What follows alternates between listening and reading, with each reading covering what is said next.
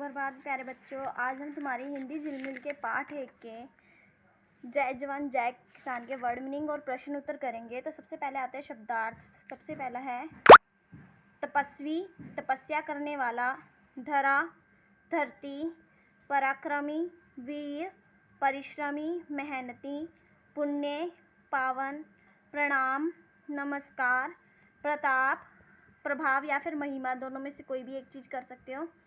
प्रलय, विनाश, मौन, चुप रहना, वतन, जन्मभूमि या फिर देश, श्रम, मेहनत, सनाथ जिसका कोई स्वामी हो, रम्य, सुंदर, वारना, न्यौछावर करना, जवान, सैनिक, स्वर्ण, सोना, कलाप, कार्य, मातृभूमि, धरती, धीर, धैर्यवान, दंदनाती, दंदन की आवाज़ करती हुई चलती हुई गोलियां।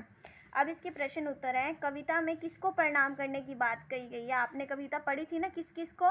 किसान और जवान को। तो कविता ने देश में अपनी जान देने वाले जवान मतलब सैनिक को और देश में जीने वाले किसान को प्रणाम करने की बात कही गई है।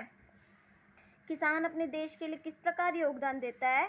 किसान अपने देश के लिए अपना खून पसीना बहाकर फसलें उगाता है, इस प्रकार वो देश का योगदान देता है। कविता में जवान को प्रणाम करने की बात क्यों कही गई है? क्योंकि जवान मतलब सैनिक अपने देश की रक्षा के लिए अपनी जान न्यौछावर कर देते हैं। तो सैनिक अपनी देश की रक्षा के लिए हंसते हंसते अपनी जान न्यौछावर कर देते हैं, इसलिए कविता में जवान को प्रणाम करने की बात कही गई है। कविता में महान आत्मा किसे और क्यों कहा गया है? कविता में वीर जवान और परिश्रमी किसान को महान आत्मा कहा गया है क्योंकि किसान और जवान में त्याग, तपस्या, धीरता और वीरता जैसे महान गुण होते हैं। देश के लिए जीने से क्या अभिप्राय?